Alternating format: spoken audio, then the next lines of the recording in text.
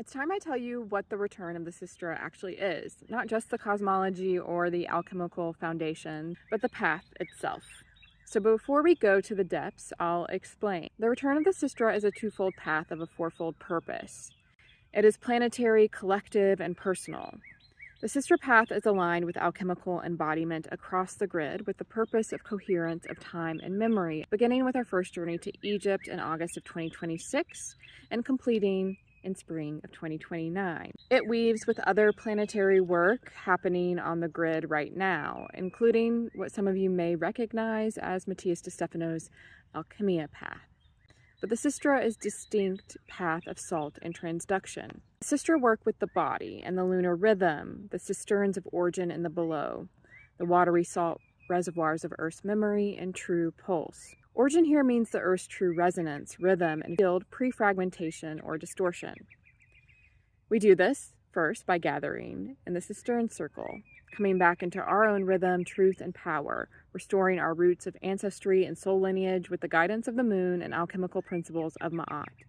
This is you, unified with your mind, heart, and body. In August of 2026, we have our first small journey, the first lunar bark, in Egypt at the lunar eclipse, restoring the lunar eye of time and memory along the Nile. This is meeting the Nile through the back gates that have been veiled from north to south.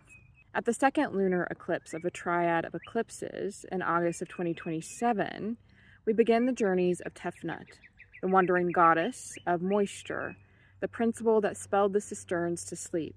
This is 10 journeys with the lunar womb, beginning in Morocco to meet the memory fields of the earth body again, the nodes of origin veiled, sleeping, and waiting to be met like a friend, a sister, or a lover, and resounded back to the all. The path is held by the mother matrix of alchemy, a triadic substrate spiral, and map of correspondences between the atomic elements, the 4 elemental forces, and the wheels of time of the zodiac between earth and sky, so that each journey is a complete cycle. Where a lot of paths begin with the mind, we begin with the body, the below, and with the end, through movement, sound, and soma, to move with the water of time and memory, working with the crystalline grid to sound the vibration that moves the primordial waters of creation up through the body, the heart, the mind, and back to the one.